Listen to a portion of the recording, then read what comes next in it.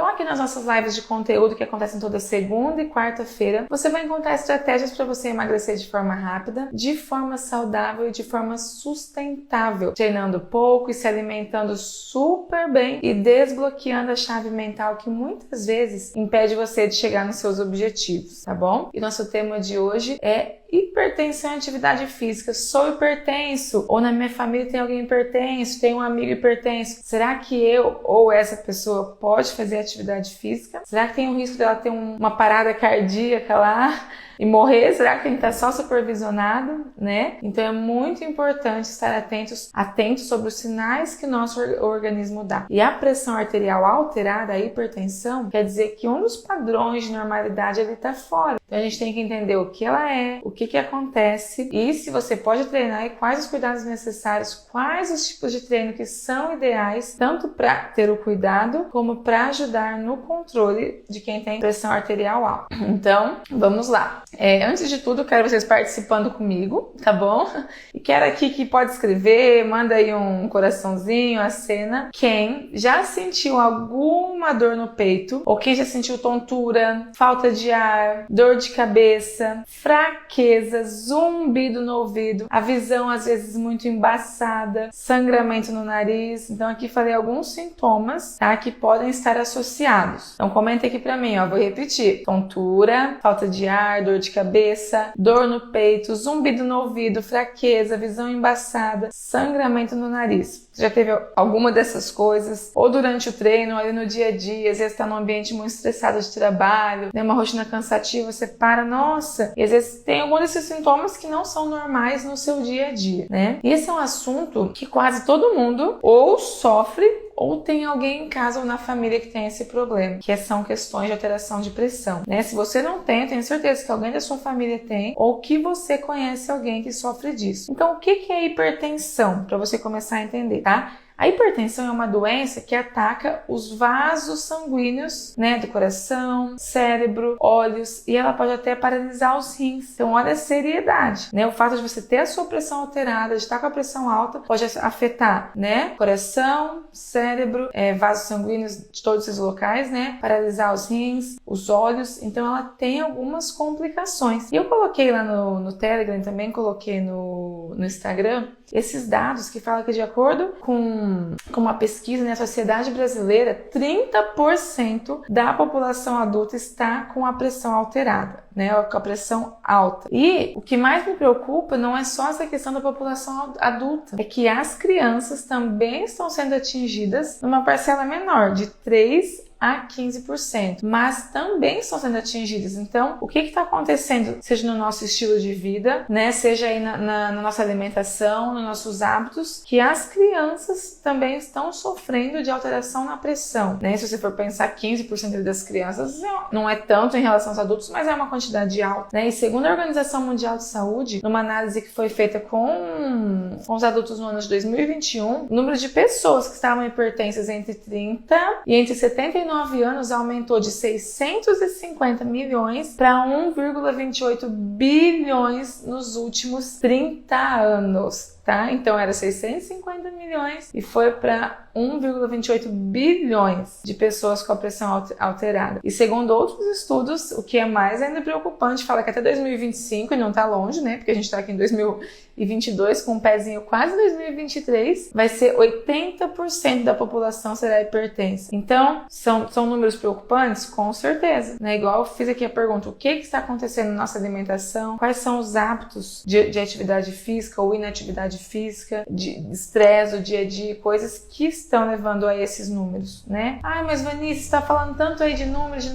mas fala pra gente o que causa tudo isso, né? O que será que causa, então, essa pressão arterial alterada? Então, antes de você entender o que causa, você precisa entender o que ela é, tá? Então, em primeiro lugar, o que é pressão arterial? Imagina que o nosso coração, ele bombeia, né, o sangue pros demais órgãos através de tubos que são chamadas artérias. Então, pensa assim, esse buraquinho aqui é o tamanho de uma artéria, tá? E o coração, ele bombeia o sangue para os demais órgãos por esses tubos. Esse sangue bombeado, ele é empurrado contra a parede das artérias, né, a parede dos vasos sanguíneos, e essa tensão de quando ele é empurrado ali é chamada de pressão arterial. tá? Então essa força do coração empurrando esse sangue pela parede dos vasos sanguíneos é chamada de pressão arterial. Então, quando uma pessoa é considerada um hipertenso, que ela tem uma hipertensão, quando a pressão dela fica maior ou igual a 14 por 9, né? 140 por 90, mas uma linguagem assim, normalmente a gente fala 14 por 9 a maior parte do tempo, né? Então essa pressão que o sangue está fazendo ali na parede das artérias, essa parede é chamada de endotélio, tá? Então essa pressão que o sangue faz nessa parede, ela é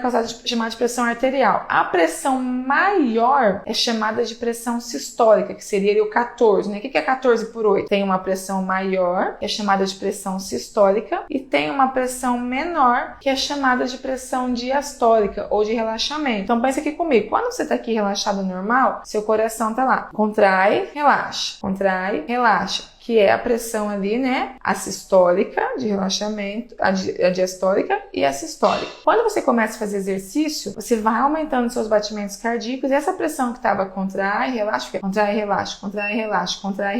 Por quê? Porque você vai aumentando esse fluxo do sangue que vai sendo empurrado contra a parede, né? Então lembra a pressão maior, que seria ali o 14, 140, sistólica, e a menor, a diastólica. Então quando a gente começa a analisar quais os fatores que podem aumentar, que podem alterar essa pressão, às vezes você não é hipertenso, mas você está momentaneamente hipertenso, né? Devido a algum desses fatores. Às vezes não quer dizer que você está numa condição hipertensa de ter que tomar medicação, mas você está numa condição ali que, se você ajustar alguns hábitos, você consegue regularizar. Então, normalmente quando a gente faz uma avaliação física, quando o aluno chega até mim, o primeiro passo antes de começar qualquer exercício, eu não vou falar, não, vamos lá treinar. Não, eu vou fazer uma avaliação física, que até vai ter uma live na semana que vem, que eu vou explicar como que é feita essa avaliação física e o que cada dado dela quer me dizer, né? Como que eu tenho que ficar atento com cada dado da avaliação. Mas assim, ao fazer essa anamnese, essa avaliação, eu vou direcionar algumas questões, alguns testes importantes que devem ser feitos para eu conseguir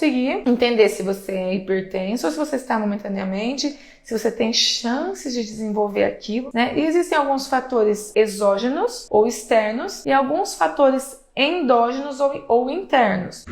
Falando, tem que tomando água, gente, a boca vai secando. Então, quais são esses fatores endógenos, que seriam os fatores internos, né, ou aqueles fatores primários? Normalmente esses fatores, eles não apresentam uma causa específica para o seu desenvolvimento, né? Geralmente existe uma predisposição genética, né, que pode ser classificado, vem dos seus pais, dos seus tios, dos seus avós, que são aqueles fatores primários, né, os internos, que pode ser hereditariedade, né? Algumas pessoas na família herdam essa predisposição de ter hipertensão arterial que pode apresentar em vários membros da família. Então, por exemplo, na minha família, eu tenho pessoas hipertensas, tenho tios hipertensos, né? Então eu já tenho que ficar atenta, porque pode ser uma questão ali hereditária, né? Uma questão genética. A idade também é um fator endógeno, um fator interno. Com o envelhecimento, a gente aumenta o risco de ter hipertensão independente. Ô, gente, hoje tô engasgada aqui. Com o envelhecimento, a gente aumenta o risco de ter hipertensão independente do sexo. Então, tanto mulheres como homens, o fator idade também é um fator, né, primário ali, endógeno. E o que acontece? Quando a gente vai ficando velho, com o envelhecimento, começa a perder a elasticidade da artéria. Então, aquela artéria que era mais rígida, ela vai perdendo a elasticidade, que era mais maleável, né, para o sangue passar, ela vai perdendo a elasticidade, ela vai ficando mais enrijecida, né, ela vai ficando mais dura, vamos dizer assim. Então, se quando o sangue tenta passar, ela não aumenta esse calibre, porque ela foi ficando mais dura, o que acontece, né? Ela vai desenvolvendo uma doença que a gente chama de arteriosclerose e por conta disso vai aumentando a pressão. Pensa, se antes ela facilitava o processo do sangue passar, ela vai ficando mais dura, o sangue não consegue passar, então ele tem que fazer mais pressão, o coração tem que fazer mais força contra essa parede das artérias e consequentemente vai aumentando a pressão arterial. A raça também é um fator, né? Normalmente pessoas da raça negra têm uma propensão maior a ter hipertensão. Tô falando aqui dos fatores endógenos, tá? Normalmente não tem uma causa assim, é uma predisposição a acontecer. O peso também é um fator endógeno, um fator interno. O indivíduo obeso, a obesidade está diretamente ligada ao aumento da pressão arterial. Quando você baixa o peso, você baixa a pressão. Então, por isso, quando eu bato tanto na tecla obesidade, nossa, mas que implicância que a pessoa obesa. Tem gente obesa que tá saudável, que tá feliz. é porque é uma questão de saúde, não é uma questão de estética, gente. Junto com a obesidade, existem muitos males que advêm, né? Seja pressão, diabetes, apneia do sono, risco de desenvolver ali doenças da síndrome metabólica, como infarto, AVC. Então, são vários fatores que estão associados. E a obesidade é um fator que normalmente, né, está diretamente ligado ao aumento da pressão. Quando você começa a emagrecer, você começa a regularizar ali essa questão da gordura abdominal, visceral, você vê que a pressão, ela também diminui, né? Claro que você não vai lá, então emagreci, vou tirar os remédios. Não, mas com acompanhamento médico, ele vai vendo que essa pressão vai normalizando. E tem muitos relatos, daqui a pouco eu vou contar aqui de uma aluna que já conseguiu suspender o uso de medicamentos, né? E quais são os fatores daí exógenos, que seriam os fatores secundários? Então, esses fatores secundários, ele vem por causas que são identificáveis, né? Você consegue ver, aconteceu tal coisa, por isso que afetou a pressão, aconteceu tal coisa, por isso que afetou. Normalmente a nefropatia, que é o quê? Problemas renais, diabetes, também pode desencadear alteração na pressão. A apneia do sono também pode desencadear, e que também tem a ver com obesidade. A própria obesidade, como eu já falei, né? Doenças psicossociais também podem alterar a pressão, acabar descontrolando a doença, como estresse. Então, se você é uma pessoa muito estressada, tem muitos problemas no dia a dia, uma rotina tarefada, isso pode acabar também desencadeando alteração na pressão. Uma alimentação rica em sal, uma alimentação rica em gordura, também favorece o desenvolvimento da hipertensão. Então, agora, gente, são os fatores externos, secundários, que eu consigo saber de onde eles vieram e ter muitas vezes controle sobre eles, tá? Bebida alcoólica, então o uso abusivo de álcool também pode causar hipertensão. A falta de exercício físico, né? O sedentarismo, o que consequentemente contribui com o aumento de peso e aumenta a pressão, mas o próprio exercício físico, lembra que eu expliquei aqui que o sangue ele faz força para bombear, né? O coração faz força para bombear o sangue pelas artérias para distribuir para os órgãos, né? Quando eu faço exercício físico, durante o exercício, né, essa parede ela dilata, então o sangue passa com mais facilidade. Então, o exercício ajuda a controlar a pressão arterial. E a falta desse exercício, ela acaba também tendo essas alterações e a própria obesidade que você vai desenvolvendo. O tabagismo é outro fator secundário, né? Ele não está assim diretamente ligado, mas é um fator que vai levar a doença cardiovascular, porque vai lesionar o endotélio. Então, lembra que eu falei que a parede da nossa artéria chama endotélio, né? Tudo que lesiona essa parede pode causar problemas. Então, quando você fuma, você lesiona a parede do endotélio, causa ali, né, a doença cardiovascular. Então, isso pode ir afetando também a pressão arterial. O excesso de sal, né? Por quê? Porque o cloreto de sódio, ele vai ter mais líquido e vai aumentar a pressão. Então, pessoas que são acostumadas, às vezes tem gente que tá com o paladar tão acostumado com comida salgada, aquele excesso, já nem percebe mais, né? Então, esse excesso de sódio acaba retendo líquido e também aumenta a pressão, porque daí o coração tem que fazer mais força para bombear. O estresse. Quem aqui que é estressado? Será que ninguém é estressado no dia a dia, né? Eu já falei pra vocês que às vezes eu fico assim respirando essas faltas de ar, de ansiedade, de coisas que a gente tem no dia a dia, às vezes que eu penso, gente, mas nem sei por que eu tô assim, né? Então, das nossas atividades corriqueiras, essa rotina que a gente vive hoje em dia, né, que é muito mais acelerada do que nossos pais, nossos avós viviam, por exemplo, esse estresse aumenta também o aumento da pressão arterial por conta do hormônio cortisol, né? Quando a gente fica muito estressado, o cortisol no nosso organismo ele está altíssimo. O que o cortisol faz? Ele é um hormônio vasoconstritor, que é o quê? Que ele contrai, né? Vasoconstritor, que ele diminui ali o calibre da artéria. Então, também dificulta a passagem do sangue e aumenta a pressão arterial, tá? Então, esses são fatores, gente, que eu falei aqui, que é a questão do quê? Obesidade, alimentação, excesso de sal, falta de exercício físico, tabagismo, estresse, que são fatores externos que podem ser controlados. Aqueles primeiros fatores que eu falei, que são os endógenos, né? Que pode ser pela genética, que pode ser pela idade, pode ser pela raça, são fatores que muitas vezes a gente não tem controle, mas esses fatores aqui a gente tem controle. Então, na avaliação física eu vou analisar, né? Como que está a sua rotina? O que você está fumando? Você está ingerindo muita bebida alcoólica? Você está sedentário? Então, você tem... Isso tudo causa uma predisposição a ter alterações na pressão arterial. Então, resumindo aqui, quais são as maiores causas? A obesidade, o sedentarismo, estresse, tabagismo, quantidade excessiva de álcool e de sódio. Então, são fatores que você tem controle. Obesidade, sedentarismo, né? Estresse. A gente tem que conseguir entrar numa rotina de exercício físico. Por isso que eu sempre falo ali, quando eu posto nos stories do rotina, estabelecer uma rotina de exercício físico, uma rotina de alimentação, algo que vai entrando ali no seu piloto automático, que você vai fazendo e que você vai conseguindo controlar esses fatores. Agora, imagina comigo. A gente acabou de vir de uma pandemia, né? Ainda não finalizou assim mais perto do que já esteve, já melhorou. E quais eram os programas que as pessoas faziam no fim de semana? Ninguém podia sair de casa, ninguém podia ir caminhar na rua, em academia, em bosques. Então, como que ficou a rotina do pessoal? As pessoas só comiam, né? E muita ansiedade, muito estresse, não saber o que podia acontecer, o que estava por vir. E fritura, e doce, né? Um excesso ali em geral. A obesidade aumentou muito com a pandemia, porque além desses fatores que eu disse, a gente não poder sair para se exercitar, socializar, caminhar,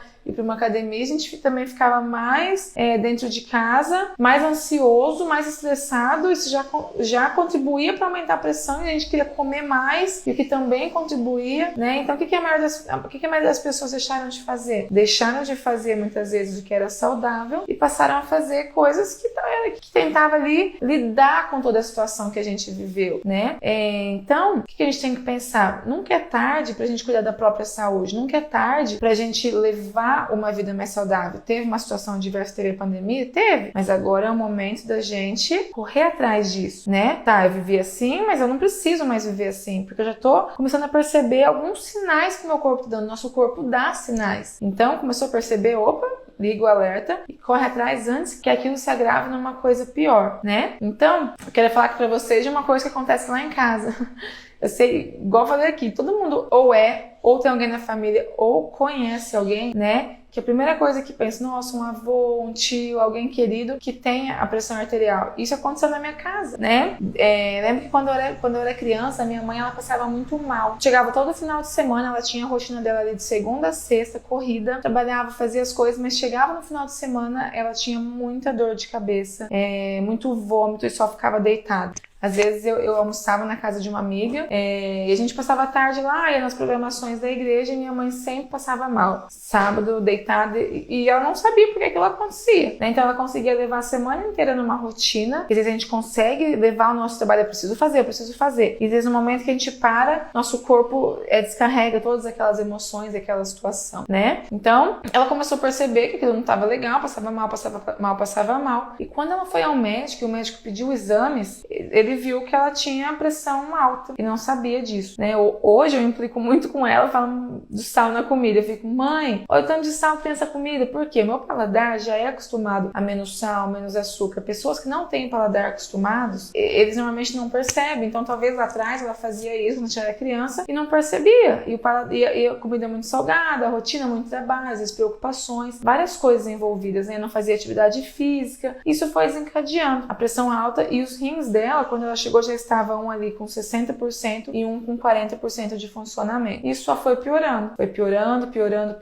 até que em 2013 ela chegou para uma consulta normal e o médico falou, você não vai sair daqui, vou te colocar na hemodiálise agora. E colocou ela, eu lembro até hoje, eu já tinha casado, eu já tava, né, fora da casa dos meus pais, e ela me ligou e aquilo foi um baque, assim, porque ela começou a fazer hemodiálise e a partir daquele dia ela não parou mais. Então, desde 2013, ela faz até hoje hemodiálise 3 vezes na semana, que é o quê? A máquina vai fazer o trabalho que o rim não pode fazer, né? Então, pode ser que a nefropatia causou essa questão da pressão, ou pode ser que ela tinha pressão alterada e não sabia e causou isso, a gente não sabe. Mas sei que hoje, pra fazer esse trabalho dos rins, porque ela não faz mais xixi, né? Então, o rim tem que fazer esse trabalho, ela faz a hemodiálise 3 vezes na semana. Então é uma coisa séria, é uma coisa que limita, né, a sua rotina, as coisas que você vai fazer, e é um tratamento que ou você consegue um transplante ou você vai fazer pro resto da vida. Então eu, Vanise, reconhecendo a gravidade desse problema, né, que vem assolando e vai destruindo muitas famílias, comecei a buscar maneiras eficientes, porque eu preciso cuidar de mim, né, pode ser uma questão hereditária, eu não sei quais chances eu ou meus filhos têm de desenvolver isso, porque a minha mãe tem, né, então por isso que às vezes eu cobro tanto dela, tipo, olha, ela já está com problema ali, mas tem que cuidar da alimentação, tem que diminuir, tem que mudar os hábitos, né? Então eu tenho em casa, gente, eu tenho casos de cardiopatia, eu tenho casos de pressão alta, eu tenho caso de diabetes, tenho caso de AVC, então tudo ali contribui para que se eu não cuidar dos meus hábitos hoje, eu tenha predisposição a desenvolver. Então a gente tem que estar ciente disso, tem que se imaginar daqui a alguns anos se eu quero estar nessas situações, né? Claro que tem coisas que a gente não está no controle, mas o que a gente puder fazer, o que tiver ao nosso alcance, o que tiver ao seu alcance de fazer para evitar esses problemas, a gente tem que fazer. Então eu sempre busquei maneiras, né, vendo a gravidade, sabendo que isso vai piorar, como eu falei no começo ali os dados, né? 80% da população até 2025 vai estar com a pressão alterada, né, segundo estudos. Então eu sempre busco e eu busquei e continuo buscando maneiras para a gente tratar ou prevenir essa doença, né? Então dentro do método que eu trabalho, como eu falei, o aluno passa por uma avaliação física completa, eu vou analisar tudo que pode estar acontecendo e vou tentar resolver isso, pensando em evitar que esteja naqueles 80%, né, que seja nos 20%. Então, desses tempos, uma aluna de 26 anos procurou, né, eu e meu marido no estúdio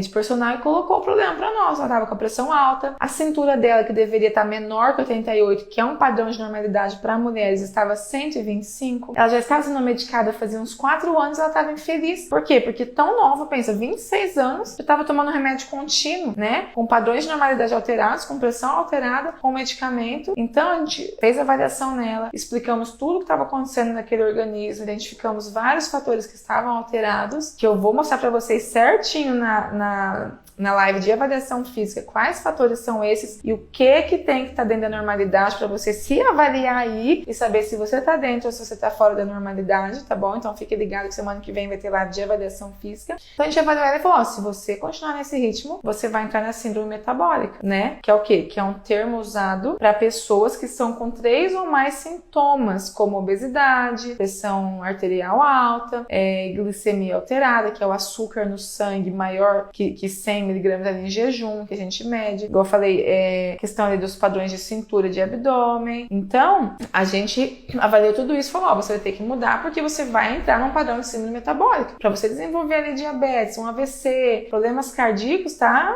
pertinho, né? Então, a gente tem que identificar tudo isso na avaliação e ver o que vai fazer. Então, a gente iniciou o tratamento com ela e percebeu que quando, né, a pessoa busca uma solução para o problema e quando a pessoa está disposta a mudar, ela realmente consegue alcançar o objetivo. Então, se você quer, se você busca, se você faz a sua parte, né, o profissional vai fazer a dele. Mas não adianta nada eu te avaliar, eu prescrever um treinamento adequado para você, a nutricionista prescrever uma alimentação adequada, eu tá dando todo o suporte ali e você não quiser fazer aquilo, você não querer fazer aquilo, você precisa querer, né? Então, essa jovem, ela perdeu 16 quilos, tá? Ela tinha 26 anos, perdeu 16 quilos, ela voltou no médico, o cardiologista fez todos os exames e ele cortou o remédio dela. Então, assim, não foi nós que tiramos, nós fizemos a intervenção, né? Aquele trabalho para tentar tratar com exercício físico, alimentação, e ela voltou no médico e o médico tirou o medicamento. Então, pensa, ela fazia 4 anos, ela tinha 26 anos, já fazia 4 anos que estava com remédio contínuo e o médico tirou. Apenas com mudança de hábito, né? Então, vou perguntar mais uma coisa aqui pra vocês. Quem quiser pode responder aí nos comentários. Uma pessoa com hipertensão pode treinar? Que foi que eu até perguntei lá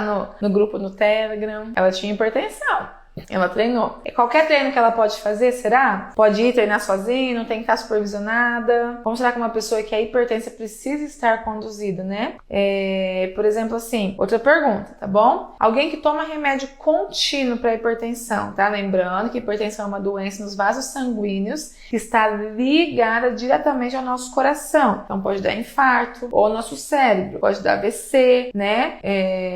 Ou a questão dos rins, que pode dar ali uma nefropatia, então ela está ligada diretamente a esses fatores, tá? Então, mas assim, se o corpo já está trabalhando em alta tensão, por quê? Porque eu já estou hipertensa, já tô tendo que direcionar ali uma pressão maior para aquele sangue passar pela artéria, né? Então a pessoa já está em alta tensão, ela pode fazer um treino de alta intensidade, e quando eu falo em alta intensidade, eu falo sobre aqueles treinamentos, né, ou cardio, alguma coisa, que só a frequência cardíaca está lá 160, que a pressão chega a 16 por 10, né, ou 160, 170 batimentos cardíacos. Eu não sei aqui se alguém treina monitorado, tá? Mas dentro do nosso programa de emagrecimento, todos os nossos alunos treinam monitorados pelo frequencímetro, que é aquela cinta que que a gente utiliza aqui, e o relógio está o tempo todo monitorando batimentos cardíacos. Por quê? Para cada objetivo existe uma frequência cardíaca adequada. Então, se eu quero condicionar, preciso de uma frequência cardíaca X. Se eu quero dormir bem, tô com cortisol alto, estressado, tem uma frequência cardíaca X. Se eu quero perder gordura, qual que é a frequência cardíaca? Eu já falei aqui nas lives. Uma frequência cardíaca na zona lipolítica, que é moderada, tá? E isso é calculado através de avaliação e testes que eu faço aqui, que eu calculo a frequência alvo que você tem que ficar. Então, se uma pessoa hipertensa já tá com essa pressão, né? Se ela já tá com essa pressão ali nos vasos sanguíneos, e eu vou lá e jogo uma alta intensidade, qual que é a tendência? Aumentar mais ainda, o coração dela vai ficar lá 180, 190 batimentos, é um risco, né? Então, quais são os danos provocados pelo aumento da pressão que não é controlada, né? Se eu não controlo a minha pressão, seja com remédio, com exercício, com alimentação, quais são os danos que pode provocar isso? Então, posso provocar danos sérios nos rins, como eu já falei, danos sérios nas artérias, lesões nas artérias, na parede do endotélio, posso diminuir a visão por lesão na minha retina, posso ter um derrame cerebral, infarto ou insuficiência cardíaca ou arritmia.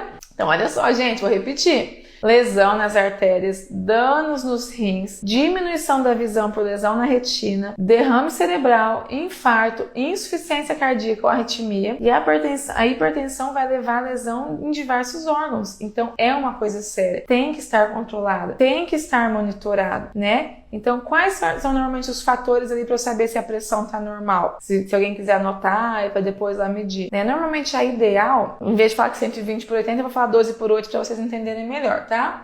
A ideal é que estivesse ali 12 por 8, né? A sistólica que é maior 12, a diastólica que é menor por 8. Normal, se ela ficar ali, né, de 120, 129 e a menor 80, 84, ali ainda tá bem. Uma normal alta já seria tipo a 13 ali por 8, né? E o hipertenso tem vários estágios, tem o leve, o moderado, o severo e o muito severo. Então, como eu falei, acima de 14 por 9 já é considerado hipertenso. E o severo seria 18 por 10, 16, né, o moderado. Então, a gente tem que estar sempre observando como está essa pressão, para saber se ela está ideal, normal, ou já está começando nos estágios de querer estar alterada. E o hipertenso, ele só vai fazer exercício quando é liberado pelo médico e quando ele está medicado, tá? Então, se você é hipertenso, você vai passar pelo cardiologista. Se não, você tá liberado para fazer exercício, você tá medicado, ok. Se com o exercício a gente consegue controlar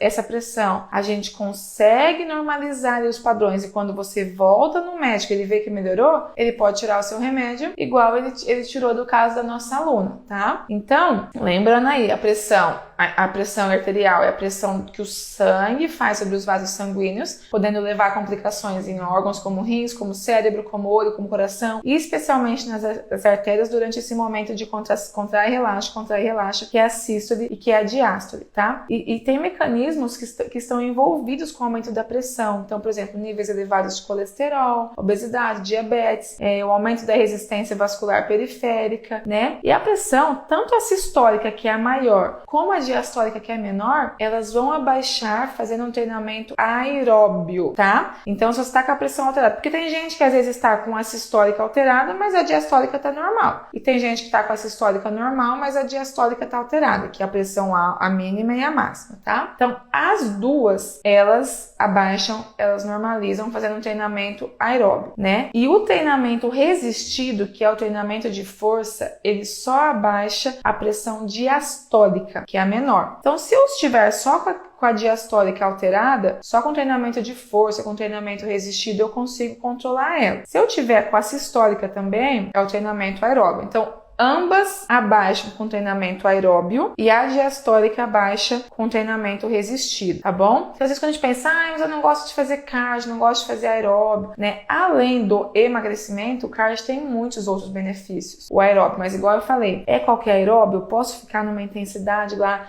que meu coração tá batendo a 160, 170 batimentos? Não, tá? Tem que ser um aeróbio onde você vai ter o controle. Então, ali a via lipolítica, que é uma intensidade moderada, que seu coração vai ficar numa zona ali de treino que ao mesmo tempo tá queimando gordura e tá numa intensidade que não vai trazer riscos para você, tá bom? Então as pessoas que têm a pressão sistólica dentro de uma normalidade que é maior, mesmo que ela seja um pouquinho alta, porém tem a diastólica menor, que é que eu expliquei, muitas vezes tem dificuldade com o medicamento, né? Que é o que a gente chama de resistência vascular periférica. Então, o melhor exercício para você, até muitas vezes do que o medicamento, é você fazer, igual eu falei, uma caminhada, um exercício na via aeróbica lipolítica, que é uma média de 50% ali do seu VO2, que precisa ser calculado na avaliação, tá? Se eu estou falando os termos difíceis, você vai me acompanhando aqui nas lives que eu vou explicando o que quer dizer cada um desses termos. Na live de avaliação física eu vou explicar melhor eles. Na Masterclass do dia 8 eu vou te mostrar como que você vai achar a sua zona alvo de treino para trabalhar nessa via de queima de gordura, tá? Então você pode ver que se você fizer um treino nessa via lipolítica e depois que você terminar, você esperar uns 5 a 10 minutinhos e for lá aferir a sua pressão, você vai ver que ela vai estar normalizada, que é a sistólica, tá? A maior. Então, normalmente, melhor do que o remédio ali, ela já consegue diminuir. Agora, se eu vou lá e faço um exercício de alta intensidade, corro, dou um monte de tiro, ela vai piorar, tá? Então, a sistólica, ela é reduzida com exercício aeróbio na via lipolítica. E a diastólica é reduzida tanto com exercício aeróbio como com exercício resistido. E o exercício aeróbio tem uma participação muito importante na redução da pressão, tá? Igual eu falei, são muitos benefícios. Não é só o emagrecimento, é o coração, ajuda a reduzir a pressão, ajuda a controlar o diabetes, né? Então, é muito importante. Existem alguns medicamentos, né? Normalmente quem é hipertenso utiliza alguns medicamentos que ajudam a controlar, que a gente chama de beta-bloqueador. Tem o beta-bloqueador cardioseletivo, que é aquele que bloqueia os receptores beta do coração, né, ou do corpo. Então, ele vai impedir que o coração, ele aumente a frequência cardíaca, tá? Só que esse tipo de bloqueador também bloqueia a lipólise, que é o quê? Que é a queima de gordura. E normalmente, ele favorece o aumento de peso. Daí tem o beta-bloqueador, esse é o não cardioseletivo. Tem o cardioseletivo, que ele atua ali só no coração e não altera na lipólise. Então, ele não interfere em você conseguir emagrecer. Mas quem vai definir o que você vai utilizar é o médico, tá? Tem diuréticos, que muitas vezes os médicos passam, que regula a quantidade de líquido ali na corrente sanguínea, né? As pessoas que têm muita retenção hídrica ou consomem uma quantidade de sal muito grande, elas têm normalmente uma retenção maior, então que aumenta esse volume plasmático e aumenta a pressão. Então o médico às vezes dá esses diuréticos, que é aqueles nomes que a gente ouve assim, os diazídicos, né? Hidrocloritiazídico, que tem muita gente que toma para conseguir regular essa questão do líquido, né? Então tem vários tipos, tem os antagonistas de cálcio, não vou ficar entrando aqui, certo, que são coisas difíceis, mas tem alguns tipos, né, de medicamentos que os médicos passam, que eles ajudam no controle dessa pressão arterial, né? Então, normalmente, se você utiliza algum, sempre é bom estar informando o seu professor, o profissional que está te atendendo, sobre o tipo que ele toma, porque dependendo do que você toma, eu consigo direcionar ele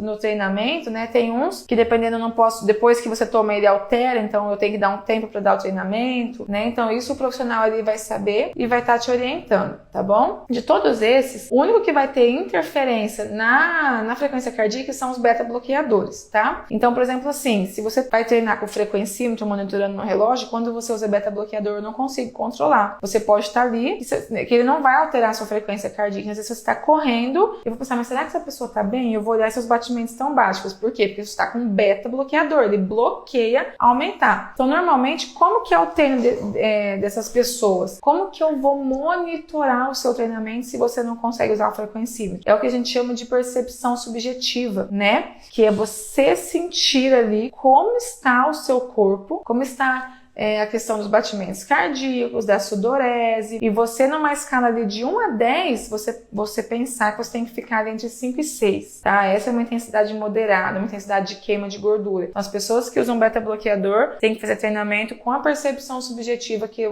não adianta usar o frequencímetro, porque tipo, não vai apresentar, né? Ele não vai aparecer ali porque você está beta-bloqueado. Então, tem que ser pela percepção subjetiva. Então, resumindo aqui, quais são as recomendações de atividade pro hipertenso, tá? Então, a atividade aeróbica numa intensidade moderada de 43 a 56% ali do seu VO2 máximo, da sua frequência de reserva. O interessante é que pelo menos 3 a 5 vezes na semana você faz atividade física com uma duração de 20 a 60 minutos, pelo menos. Fazer um treinamento de treino resistido, seja RML, seja hipertrofia, né, que vai ajudar no controle da pressão ali diastólica também. E se você usar beta-bloqueador, não tem como, tem que treinar pela percepção subjetiva. É um assunto mais difícil assim de alguns termos, mas é muito importante a gente ter conhecimento, porque é uma coisa séria, né? Com a pressão arterial a gente não se brinca, então o seu treinamento tem que ser direcionado e tem que ser monitorado. Então eu vou finalizar a live. Um beijo para todo mundo. Obrigada a quem esteve presente.